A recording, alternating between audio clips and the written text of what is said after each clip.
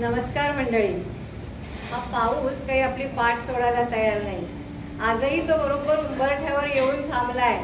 कविता आवडल्या किंवा आवडल्या नाही ते येईल बहुतेक, पण आपण त्याचं स्वागत करूया. आज अत्रे कट्ट्यावर हा कार्यक्रम सादर करताना मला खरंच खूप आनंद होतोय आणि प्राऊड फिलिंग आहे, अभिमान वाटतोय की या कट्ट्यावर अनेक नामांकित माणसं येऊन गेले. 25 वर्ष हा कट्टा इथे चालू आहे आणि त्या कट्ट्याच्या एक मी मानकरी समजते स्वतःला आणि खूप छान वाटतंय. मला प्राऊड फिलिंग आहे की मी आज इथे या कट्ट्यावर कार्यक्रम करते आहे. आपण रोज चाकोरीबद्ध आयुष्य जगतो. निसर्गाची स्पंदनं तर सोडाच, पण स्वतःची स्पंदनही आपल्याला ऐकू येत नाही. काळ जात राहतो, सणवार येत राहतात, ऋतुचक्र बदलत राहतं, चंद्राच्या कलाही बदलत राहतात. त्या रोज बदलणाऱ्या चंद्राकडेही आपण कधी पाहत नाही. पण कधीतरी काहीतरी वेगळं घडतं. एखाद्या निमित्ताने मनातही नवं जागतं. जणू अरूपाला रूप येतं. या कविता म्हणजे त्या रूपाचाच उत्सव.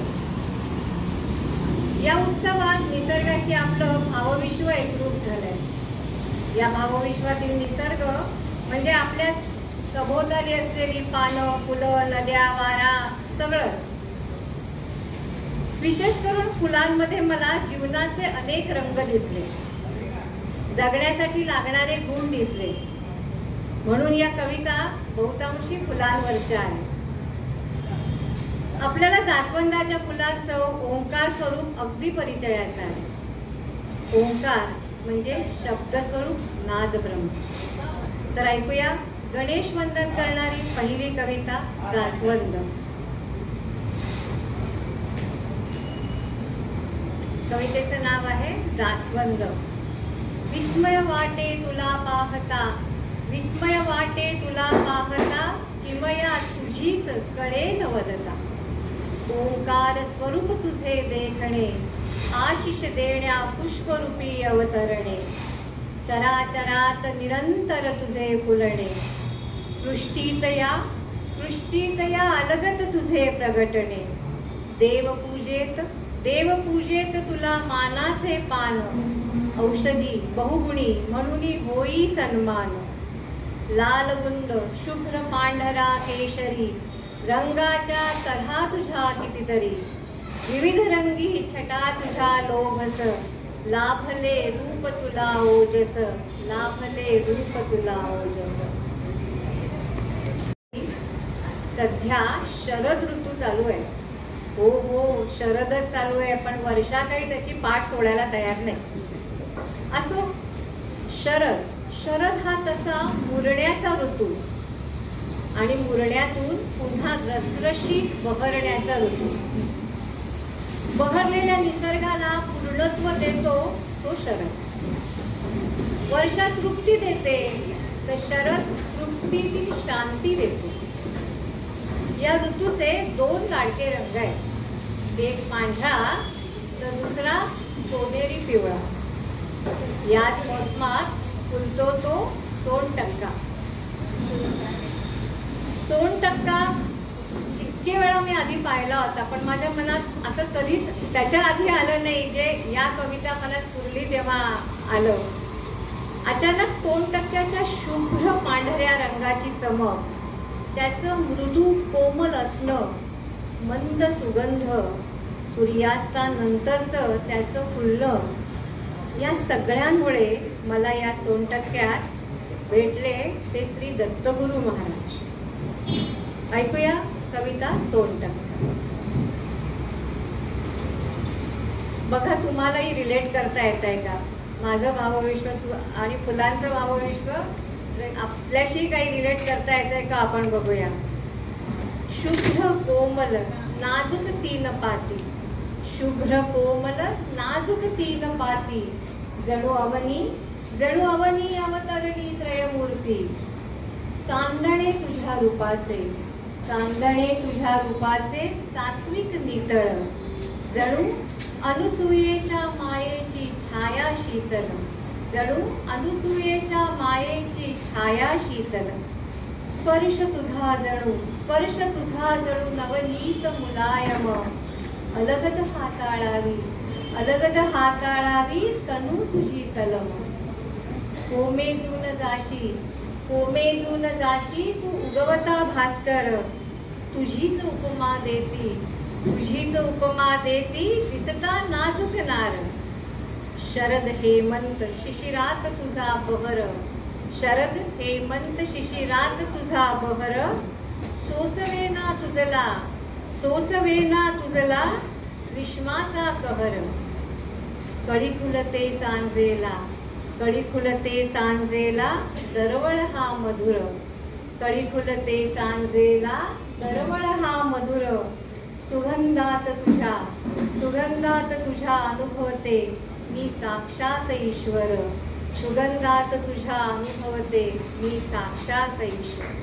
ब्रह्मदेवानं सृष्टीच्या या गंधहीन पसाऱ्याला अस्तित्वाचे अर्थ दिले. रूप, रंग, गंध आणि प्राण दिले. मग हे विश्व चैतन्यमय झाले. पाणी खळाळत झालं, वारे वाहू लागले आणि माणूस हसू बोलू लागला. हाच तो निर्मितीचा क्षण जो आपण गुढीपाडवा म्हणून साजरा करतो. तो ऋतू असतो वसंत. नवनिर्मिती करताना, ती जपताना येतो तो दाह ग्रीष्म. हा दाह शांत करतो तो वर्षा ऋतू. सृष्टी फुलवायला येतो तो शरद. गुलाबी थंडी घेऊन येतो तो हेमंत. आणि पुन्हा पानगळीचा शिशिर. अशा सतत निर्मितीच्या आणि ध्यासाच्या चक्रात 6 ऋतूंचे 6 सोहळे साजरे करताना अवनीचं साजीर गोजीर रूप कसं दिसतं ऐकूया पुढच्या कवितेत. कवितेचं नाव आहे सोहळा तुझा. कवितेचं नाव आहे सोहळा तुझा. उन्मुक्त देह तुझा बहरे वसंती. मदमस्त काया रसरशीत कांती. ढगधगत्या ग्रीष्मात तू रणरागिणी. ताऊन सुलाखून कनकापरी तू देखणी. आषाढात फुटती धुमारे. कांती नवनवती. सृजन सोहळा कोंब हिरवे अवती भवती. शरदाचे चांदणे लेऊन हिरव्या देठी. सोहळा ऋतूंचा रंगे तुझिया काठी. ऋतू हेमंताचा थंडी गुलाबी. धुंद हा वारा झोंबतो अंगी. कोंदण लाजेचं गाली लाली. गोंधळ तुझ्या स्पर्शाचं मखमाली. शिशिरात लाज पांघरशी हलकी. कवेत चंद्र आज नभाशी सलगी.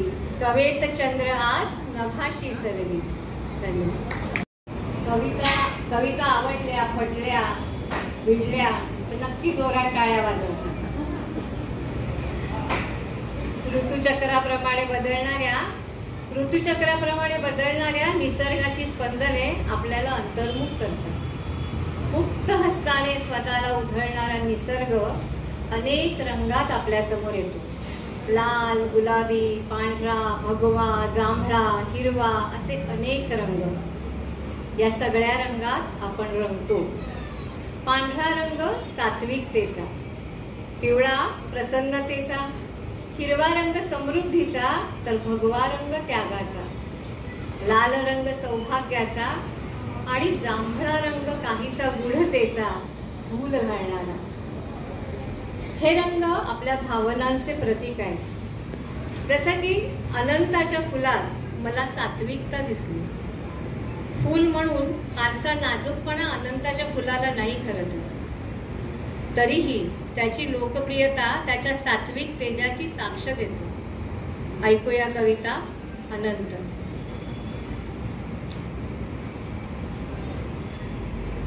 अनंता अनंता तुझ्या नावातच सार सारे. विष्णुप्रिय तू रूप तुझे टपोरे. सात्विक फिकट पांढरा तुझा रंग. सात्विक फिकट पांढरा तुझा रंग. हृदयस्पर्शी सुगंध तुझा. वाजवी मनी मृदुंग. अनंत फुलांनी बहरतोस तू. अनंत फुलांनी बहरतोस तू सर्वत्र. तुला देता घेता बहरे दोन सख्यांचे मैत्र. साध्या सरळ रूपात नांदे कुणी संत. तुझ्या दर्शनी होत असे विकारांचा अंत. तुझ्या दर्शनी होत असे विकारांचा अंत.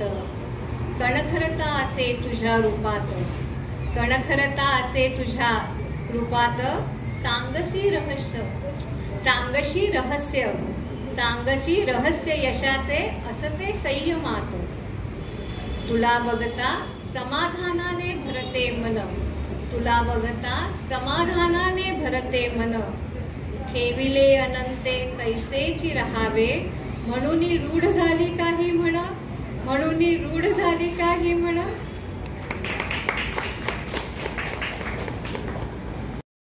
आपण आता जी माझी ओळख ऐकली त्यात सैनिकांना सीमेवर जाऊन राखी बांधण्याचा उपक्रम ऐकला. असाच एक हळदी कुंकवाचा उपक्रम मी गेली 2 वर्ष करत आहे.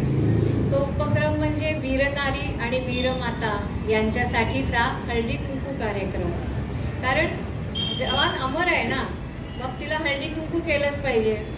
त्यामुळे हा हळदी कुंकवाचा कार्यक्रमात मी 2 वर्ष सहभागी होत आहे. यावर्षी जेव्हा मी त्या पत्नींना भेटले तेव्हा मला वैशाखात फुलणाऱ्या गुलमोहराची आठवण झाली आणि ही कविता त्यांना समर्पित करावीशी वाटली. आणि ऑपरेशन सिंदूर नंतर तर ती कविता मला खूप समर्पक वाटली. ऐकूया कविता. गुलमोहर. अलगत उधळतो रवी उगवत्या किरणांची लाली. अवनीवरी पसरे लाल रंगी गालीच्या मखमाली. लाल रंग तो शौर्याचा झेलसी वणवा वैशाखाचा. लाल रंग तो सौभाग्याचा ललाटी मान सुवासिनीचा. लाल रंग तो प्रेमाचा मदमस्त यौवनाचा. लाल रंग तो बलिदानाचा. लाल रंग तो बलिदानाचा. मातीत मिसळूनी अमर करशी गाथा. मातीत मिसळूनी अमर करशी गाथा. बलिदानाने अमर झालेल्या जवानांची वीरपत्नी मात्र यानंतर वैशाख वणव्यात अभिमानाने फुलत राहतात. वैशाख सुसह्य करण्यासाठी आपल्याकडे अनेक निसर्गाची अशी किमया आहे की अनेक फुलांची उधळण निसर्ग करत असतो की आपल्याला निव्वळ उन्हाळा सुसह्य व्हावा, नेत्र सुखद व्हावा. आणि तो नेत्र सुखद होतो तो बहाव्यामुळे. बहावा या फुला इतक्या नेत्र सुखद फुल माझ्या बघण्यात नाही अजून, किंवा मी त्या बहाव्याच्या इतकी प्रेमात आहे की आपण अनिमिष नेत्रांनी त्या बहाव्याकडे पाहत राहतो. ऐकूया कविता. बहावा. पाचूच्या कोंदणात नखशिकांत बहरे बहावा. ग्रीष्माचा करिश्मा डोळे भरून पहावा. ग्रीष्माचा करिश्मा डोळे भरून पहावा. सुंदर नाजूक रूप तुझे जणू अप्सरेच्या कटी मेखला. दिमाखात झुलतो अवनी हेमपुष्पांचा झुला. अग्निपरीक्षा देता झळाळे कनकरूपी साज. आरस पाणी सौंदर्य तुझे ऋतू वसंता श्री ताज. अनिमिष नेत्रांनी पाहती तुझला रंग असोवा राव. सोनसळी सोनसळी रुबाब तुझा खाऊन जाई भाव. निशब्द मी पाहता स्वर्गीय सौंदर्य अलौकिक. अवर्णनीय या नेत्रसुखाची केली मी आगळीक. जे सौंदर्य शब्दात बांधता येणार नाही त्या सौंदर्याला शब्दात बांधण्याची आगळीक मी केली आहे. त्यामुळे आपल्याला जर कविता आवडली असेल तर नक्की काय आपल्या भोवती फुलणारी ही जीवसृष्टी सतत काहीतरी सांगत असते. कधी ते आपल्यापर्यंत पोचतं, कधी पोचत नाही, कधी कवी कल्पना सुचते. असंच काहीतरी रातराणीचं झालं. ही रातराणी मला एका विरहिणीसारखी वाटली. खूप लांबून अस्तित्वाची चाहूल देणारी, घराच्या कुंपणाची शोभा वाढवणारी, परंतु स्तब्ध राहून दरवळणारी रातराणी मला विरह वेदनेने व्याकुळ वाटली. तर ऐकूया कविता रातराणी. नाजूक साजूक रातराणी फुलते चांदण्यात. गंधित होऊन दरवळे जणू रवीच्या विरहात. तुझ्या सुगंधाचे होई गाणे गाशी तू विरहिणी. मंदधुंद तुझी काया तरसते रविकिरणी. म्हणती राणी परिण दिसे तुला देवालय. तुझ्या भोवताली कायम गूढतेचे वलय. परिफुलतेस तू विसरून वेदना विरहाची.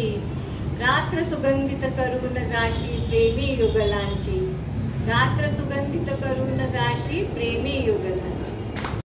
घराच्या कुंपणाजवळ आपल्याला आणून ठेवलंच आहे. तर थोडं जरा अंगणात डोकावूया. आजही घराच्या अंगणात मधोमध सुंदरशा वृंदावनात विराजमान असणारी तुळस काय सांगते ऐकूया. तुळशी वृंदावनाला एक कोलाडा असतो. कोलाड्यात सुंदर पंटी देवते. सभोवताली छोटीशी रेखीव रांगोळी असते. सूर्यास्तामुळे अंधारून आलेल्या अंधाराला पंटीची ज्योत उद्याच्या सूर्योदयाचा दिलासा देते. तर रांगोळी किड्या मुंग्यांसाठी लक्ष्मण रेषेचं काम करते. शुभ अशुभाची स्पंदने ओळखून अशुभाला बाहेरच रोखण्याचे काम ही वृंदावनातील तुळस करते, म्हणजेच हरिप्रिया करते. ऐकूया पुढची कविता हरिप्रिया. कवितेचं नाव आहे हरिप्रिया. शांत सोज्वळ सालस तू सुलक्षणी. पसरे आभा संस्काराची दीप लावता क्षणी. अंगणात रुजुनी जपतेस घराचे पावित्र्य. प्रातःसंध्या पूज्य तू जपशी सुवासिनीचे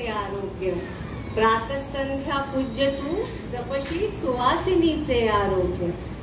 वृंदावनी रूप तुझे जणू निळा सावळा मेघ. अमांगल्य दूर ठेविसी जणू अंगणी लक्ष्मण रेघ.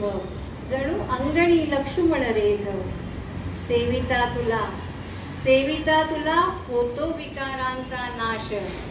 बांधून ठेविती घरादारा तुझे संस्कार लुटी पाश. हिरवा जांभळा लेवनी शालू मस्तकी झुले मंजिरी. घुमे सूर बासुरीचा सदा तुझ्या अंतरी. सलज्ज तू उभी वरमाला घेऊनी करी. अंतरपाटा आडुनी रूप न्याहाळी हरी. तुला ठेवता सुवर्ण तुला होतसे पूर्ण. हरिप्रिया तू तुझविण नारायण पूर्ण. तुझं वेळ नारायणाचे.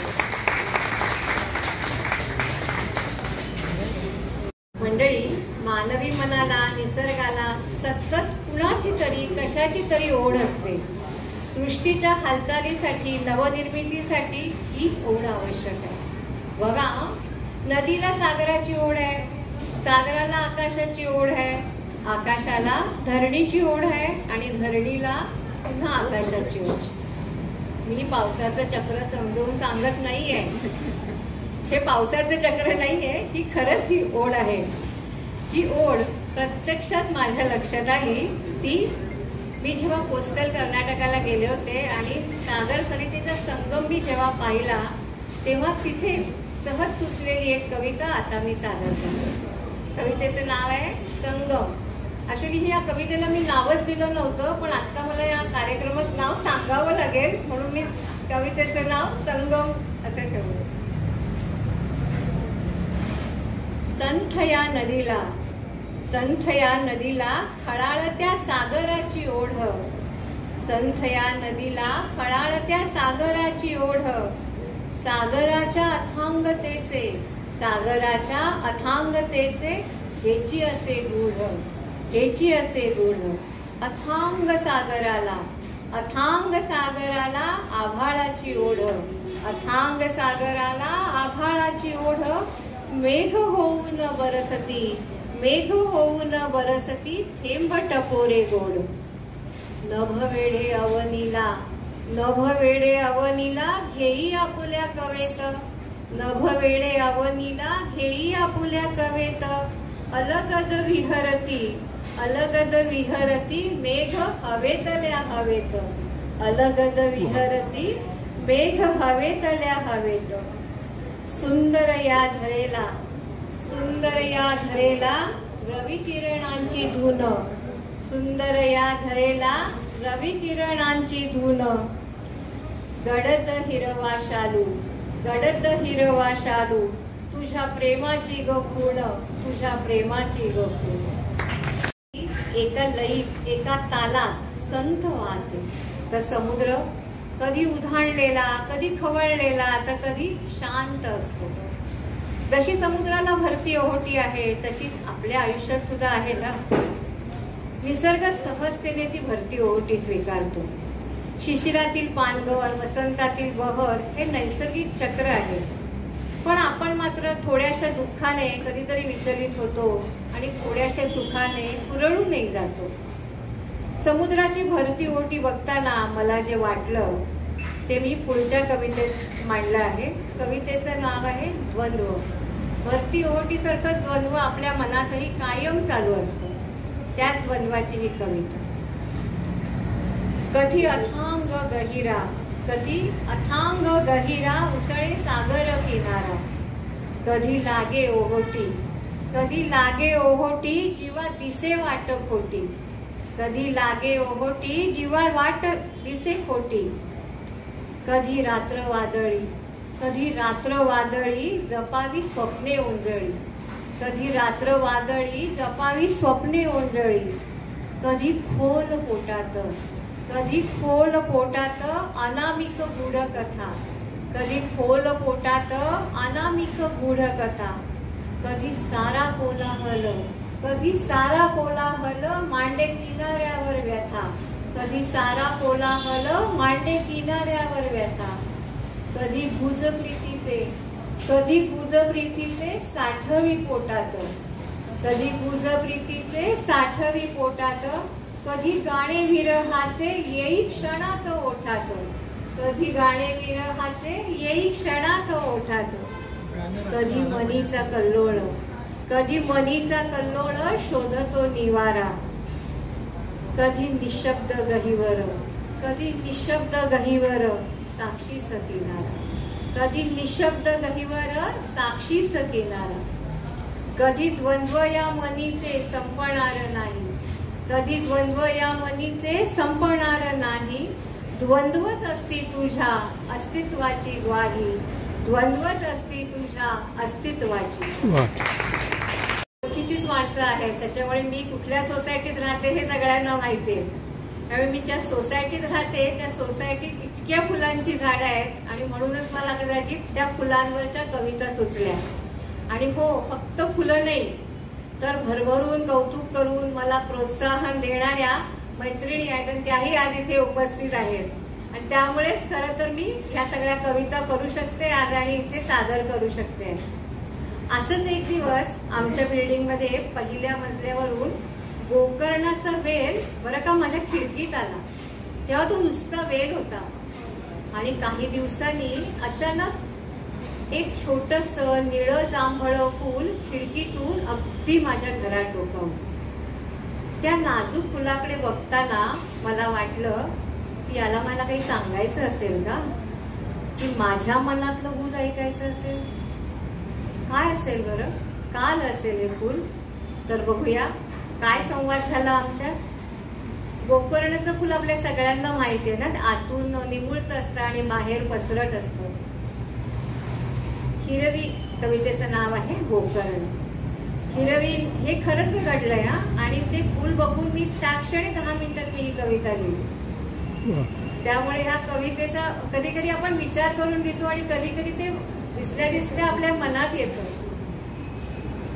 हिरवी नाजूक वेल अलगद वाजवी माझे दार, हिरवी नाजूक वेल अलगद वाजवी माझे दार, हळूच डोकावे पाना मधुनी, हळूच डोकावे पाना मधुनी, निळा सावळा हरिहर, निळा सावळा हरिहर, कृष्ण जांभळ्या रंगाचे शुभ्र अंतरंग, कृष्ण जांभळ्या रंगाचे शुभ्र अंतरंग, नाजूक तुझ्या रूपात ओथंबे भक्तिरंग, नाजूक तुझ्या रूपात ओथंबे भक्तिरंग, गोकर्णाचे रूप घेऊनी अवतरे सदाशिव, गोकर्णाचे रूप घेऊनी अवतरे सदाशिव, रूप तुझे पाहून हरखला माझा जीव, रूप तुझे पाहून हरकला माझा जीव, आलास तू ऐकण्या माझ्या मनीचे गुज, आलास तू ऐकण्या माझ्या मनीचे गुज, परी रुजवलेस मनी, परी रुजवलेस मनी सत्वगुणांचे बीज, तरी रुजवलेस मनी सत्वगुणांचे बीज, पात्र मनाचे असावे विशाल विस्तीर्ण, पात्र मनाचे असावे विशाल विस्तीर्ण, हळूच सांगतो हरी, हळूच सांगतो हरी, रूप घेऊनी गोकर्ण, रूप घेऊनी गोकर्ण, करावे श्रवण पडेल ते कानी, करावे श्रवण पडेल ते आपुल्या कानी, परिसाठवावे, परिसाठवावे त्यातील सार आपुल्या मनी, परिसाठवावे त्यातील सार आपल्या मनी, जरी भोवताली, जरी भोवताली तुझ्या गर्द वलय, जरी भोवताली तुझ्या गर्द वलय, अंतरंगी जपावा रंग शुभ्र धवल, अंतरंगी जपावा रंग शुभ्र धवल. मंडळी, या जांभळ्या रंगामध्ये एक प्रकारची जादू आहे. तुम्हाला जाणवले कधी? जांभूळ भूलही म्हणतात कधी कधी. मोहिनी घालते. हा जांभळा रंग आपल्याला मोहिनी घालतो. असंच एक जांभळी भूल घालणारं फूल किंवा झाड म्हणजे नीलमोहर. नीलमोहर आपल्याकडे महाराष्ट्रात फारसा दिसत नाही, पण साऊथला तो दिसतो. कर्नाटक या बँगलोर या पट्ट्यात तो दिसतो. आणि हा मोहिनी घालणाऱ्या फुलाच्या रूपात, म्हणूनच की काय, मला मोहिनी रूपातल्या विष्णूची उपमा त्या नीलमोहराला द्यावीशी वाटते. ऐकूया कशी ती. कवितेचं नाव आहे नीलमोहर.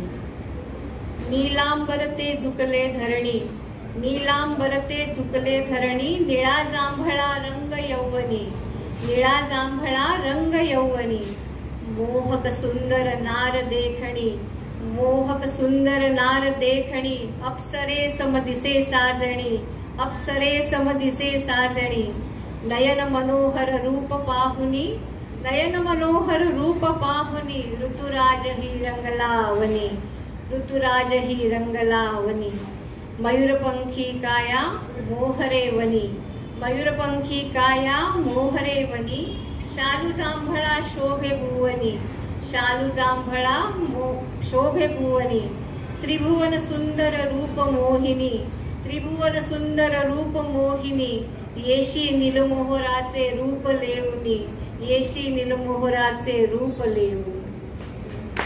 पिक्चर्स व्हॉट्सअपवर मध्यंतरी खूप हे झाले होते आणि तो जांभळ्या रंगाची फुलं अशी बरेच वेळा आली होती आणि तो जांभळा रंग इतका सुंदर होता आणि ते पूर्ण झाडं त्या दुतर्फा रस्त्याला लागलेली होती आणि तो रस्ता त्या जांभळ्या रंगाने पूर्ण भरलेला होता.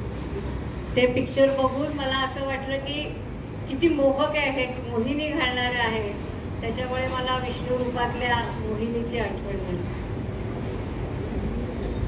इतक्या सगळ्या फुलांवर कविता झाल्या आणि फुलपाखरू येणार नाही असं वाटतं तुम्हाला? ते आलंच पाहिजे हो. इतकी सुगंधी फुलं आपण ऐकली आहेत. त्यामुळे इतकी फुलं असल्यावर एखादं फुलपाखरू इथे विरविरत आलेलं आहे. ऐकूया कविता फुलपाखरू. रंगबिरंगी रंगांची अद्भुत ही दुनिया, रंगबिरंगी रंगांची अद्भुत ही दुनिया, एकमेकांसवे आनंदे नांदती लीलया, एकमेकांसवे आनंदे नांदती लीलया. इंद्रधनु रंगात सुमने डोलती रानो माळी, इंद्रधनु रंगात सुमने डोलती रानो माळी, वसशी चराचरात होऊन तू वनमाळी, वसशी चराचरात होऊन तू वनमाळी. इवले इवले नाजूक पंख सतरंगी, इवले इवले नाजूक पंख सतरंगी, विरविरती फुलपाखरे आपुल्याच रंगी, विरविरती फुलपाखरे आपुल्याच रंगी. फुलपाखरे डौलाने विहरती निर्मळ या जळी, फुलपाखरे डौलाने विहरती निर्मळ या जळी. नाजूक या तनमनात, नाजूक या तनमनात नाही वासनेची काजळी, नाही वासनेची काजळी. निखळ प्रेम बहरू दे सर्वांच्या जीवनी, निखळ प्रेम बहरू दे सर्वांच्या जीवनी. जीवन व्हावे फुलपाखरासम, जीवन व्हावे फुलपाखरासम, ऐसी इच्छा मनी, ऐसी इच्छा मनी. असले अल्प आयुष्य, असले अल्प आयुष्य तरी जगावे आनंदी. ऊब प्रेमाची ध्यावी घ्यावी, ऊब प्रेमाची द्यावी घ्यावी, होऊन स्वच्छंदी, होऊन स्वच्छंदी. ह्या निसर्गाचा कलाकार म्हणजे तो जगनियंता. त्याच्या कुंचल्याची जादू निशब्द करणारी आहे. सृष्टी घडवताना त्यात दिसणारी विविधता थक्क करणारी तर आहेच आणि माणूस म्हणून दिसताना व्यक्त होताना त्याने केलेली कलाकुसर आपण रोज अनुभवत येऊ. या विविधतेमुळेच आपलं आयुष्य रंगीत आहे, सुखी आहे, आनंदी आहे. पुढच्या कवितेतून आपण त्याने आपल्या आयुष्यात काय कलाकारी नेमकी केले ती ऐकूया. कवितेचं नाव आहे कलाकारी नियंत्याची. कवितेचं नाव कलाकारी नियंत्याची. माणूस सारखाच परी, माणूस सारखाच परी, प्रत्येकाची तऱ्हा निराळी. माणूस सारखाच परी, प्रत्येकाची तऱ्हा निराळी. कृष्ण एक असे परी, कृष्ण एक असे परी, मनीची निळाई निराळी, मनीची निळाई निराळी. जाणीव स्पर्शाची एक जरी, जाणीव स्पर्शाची एक जरी, परी अनुभूती निराळी, परी अनुभूती निराळी. संकट एक सारखे जरी, संकट एक सारखे जरी, लढण्याची ताकद निराळी, लढण्याची ताकद निराळी. नजर प्रत्येकास जरी, नजर प्रत्येकास जरी, दृष्टी मात्र असे निराळी. नजर प्रत्येकास जरी, दृष्टी मात्र असे निराळी. भूक प्रत्येकास जरी, भूक प्रत्येकास जरी, तृप्ती मात्र असे निराळी, तृप्ती मात्र असे निराळी. आकाश एक असे परी, आकाश एक असे परी, क्षितिजाची रेघ निराळी. आकाश एक असे परी, क्षितिजाची रेघ निराळी. समुद्र एक असे परी, समुद्र एक असे परी, मनी समुद्राची गाज निराळी, मनी समुद्राची गाज निराळी. देव सगळ्यांचा एक, देव सगळ्यांचा एक परी, अंतरंगी श्रद्धा निराळी. चैतन्याची शक्ती एक, चैतन्याची शक्ती एक परी, आविष्काराची ऊर्जा निराळी, आविष्काराची ऊर्जा निराळी. सोंगटी एक असे परी, सोंगटी एक असे परी, दानाची भाग्यरेषा निराळी, दानाची भाग्यरेषा. सोंगटी एक असे परी, सोंगटी एक असे परी, दानाची भाग्यरेषा निराळी. असंच काहीसं आपल्या सगळ्यांच्या बाबतीत आणि निसर्गाच्या बाबतीतही घडतं की काही फुलं देवांच्या चरणी विसावतात, काहींना लग्नात केसात माळतात, काहींना पुष्पगुच्छात स्थान मिळतं, तर काही फुलं प्रेमाची खूण होतात. सगळ्याच फुलांचं भाग्य काही सारखं नाही. काहींच्या नशिबी कौतुक, प्रेम, सुगंध, रूप असं सगळं असतं, तर काही फुले या सुखाला पारखी असतात. पण म्हणून बागेत कधी धुसफूस होत नाही की नाराजी दिसत नाही. गुलाबाच्या फुलाबरोबर त्याच्या शेजारी हसरी सदाफुलीही आपल्याला बघायला मिळते. ऐकूया कविता सदाफुली. सदाफुली बघताना मला खरंच असं वाटलं की किती दुर्लक्षित फुल आहे हे. म्हणजे आपण बागेत गेलं तर फार प्रेमाने सदाफुलीकडे बघायला जात नाही, पण गुलाबाचं मात्र भरभरून कौतुक करतो. आणि ती सदाफुली आहे, तिचं रूपच हसरं आहे. सदा फुलते सदाफुली, सदा फुलते सदाफुली, सदाफुली मी सदाफुली. 6 ऋतूंचे 6 सोहळे, 6 ऋतूंचे 6 सोहळे, पाहते याची देही, याची डोळा याची देही. पंचप्राण जणू 5 पाकळ्या, पंचप्राण जणू 5 पाकळ्या, सुहास्य वदनी जणू कुंदकळ्या. पंचप्राण जणू 5 पाकळ्या, सुहास्य वदनी जणू कुंदकळ्या. मोहक रूपना सुवास मजला, मोहक रूपना सुवास मजला.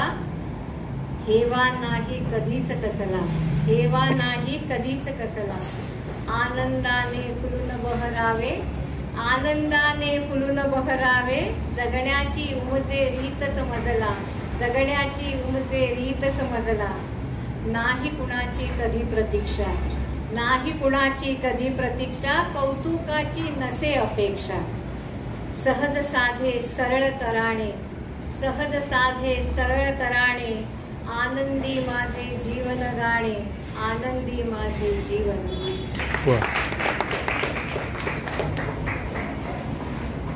पण कार्यक्रमाच्या शेवटाकडे आलो आहोत. 2च कविता शिल्लक आहेत आपल्याकडे. इतकी फुलं झाली आणि आपला रोजचा चाफाच नाही याच्यात. असं कसं चालेल?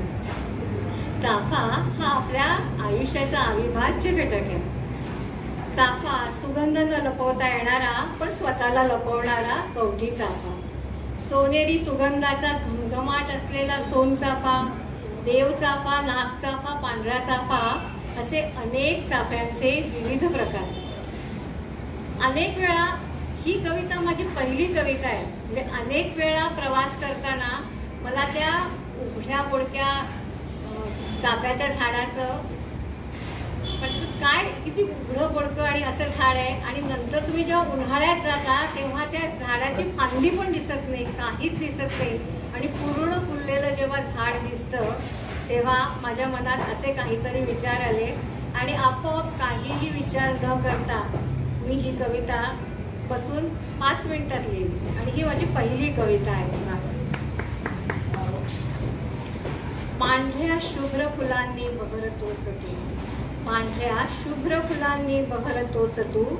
वैराग्याच्या ऐश्वर्याची साक्ष तू, वैराग्याच्या ऐश्वर्याची साक्ष तू.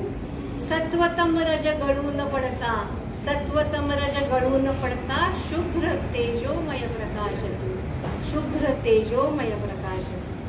साज शालीन सौंदर्याचा, साज शालीन सौंदर्याचा. सात्विक मंद सुगंध तू.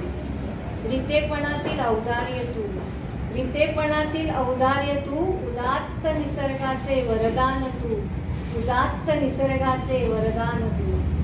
स्वतः रिते होताना, स्वतः रिते होताना भरभरून देशी तू. परमात्म्याचा अंश मजवा असतोस तू, शांत शांत धीरोदात्त जणू कैवल्याची साक्ष तू, कैवल्याची साक्ष. आता मला सांगा की आपला प्रत्येक क्षण सोहळा करतं असं फुल कोणतं? झेंडू म्हणाला का कोणी? हा, बरोबर. सो प्रत्येक क्षणाचा सोहळा करणारा झेंडू. एवढी भगवी रसरशीत कांती असलेल्या आपल्या सुखदुःखाचा सोहळा करणाऱ्या झेंडूच्या फुलाला कसं विसरायचं? सादर आहे कविता झेंडू. कनकरूपी साज, कनकरूपी साज तुझा लखलखीत, रंग तुझा त्यागाचा, रंग तुझा त्यागाचा भगवा रसरशीत. तुझ्या प्रत्येक पाकळीत असे बीज, तुझ्या प्रत्येक पाकळीत असे बीज, निर्माल्य होऊन रुजशी, निर्माल्य होऊन रुजशी धरतीच्या कुशीत. दिवाळी दसरा वा असो कुठला सण, दिवाळी दसरा वा असो कुठला सण, दारात तुझी रांगोळी तुझेच तोरण, शोभे दारात तुझी रांगोळी तुझेच तोरण. हुंकर घालशी, हुंकर घालशी तू दिसता ओला व्रण, हुंकर घालशी तू दिसता ओला व्रण. सोहळा करतोस तू, सोहळा करतोस तू आमुचा प्रत्येक क्षण, सोहळा करतोस तू आमुचा प्रत्येक क्षण. सदैव साथ तुझी, सदैव साथ तुझी जसे मीरेच्या ओठी श्याम, सदैव साथ तुझी जसे मीरेच्या ओठी श्याम. तू नामक करणी, तू नामक करणी वा आयुष्याला लागता विराम, वा आयुष्याला लागता विराम.